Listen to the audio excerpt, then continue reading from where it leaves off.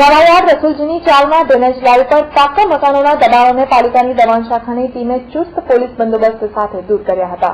નવાયાર્ડ સ્થિત રસુલજીની ચાલમાં પસાર થતી ડ્રેનેજ લાઇન પર રહીશોએ 45 જેટલા મકાનોના દબાણ હોય આજરોજ પાલિકાની દબાણ શાખાની ટીમે દબાણ ડાયરેક્ટર ડોક્ટર મંગેશ જયસ્વાલ, ઉચ્ચ अधिकारियों અને પોલીસની મદદ લઈ તમામ પાકા દબાણો दूर કર્યા હતા।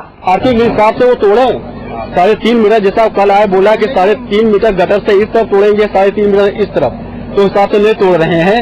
एक साइड का रोड ज्यादा चौड़ी ले रहे हैं, एक साइड से रोड कम ले रहे हैं। ये गैर कायदेसर है, न सुन रहे हैं, न बात कर रहे हैं, और पुलिस वाले किसी से न मिलने दे रहे हैं, न बात कर रहे हैं, प्रेशर बनाए हुए हैं। मना नहीं किया हम ये कहना चाहेंगे सर, कायदे सब से हो, तोड़ फोड़ के विरोध में हम नहीं है। तोड़ फोड़ है वो सरकारी काम है, उसमें उसको पब्लिक को फायदा होगा, उसके लिए हम है, मगर कायदे सब से हो। और हम यहाँ 20 सालों से रह रहे हैं।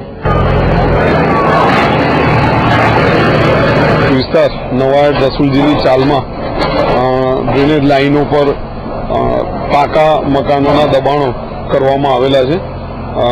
आरोग्यने रीते जोखमकारक होय ड्रेनेज लाइन परना दबाणों आज रोज दबाणों दूर करवानी कार्यवाही चालू करवामां आवेली छे।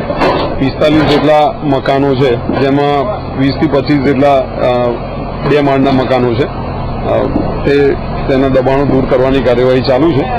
Fatehganj police station, fire brigade, आरोग्य विभाग, जीबी तमाम विभागों की मदद थी कार्यवाही चालू है।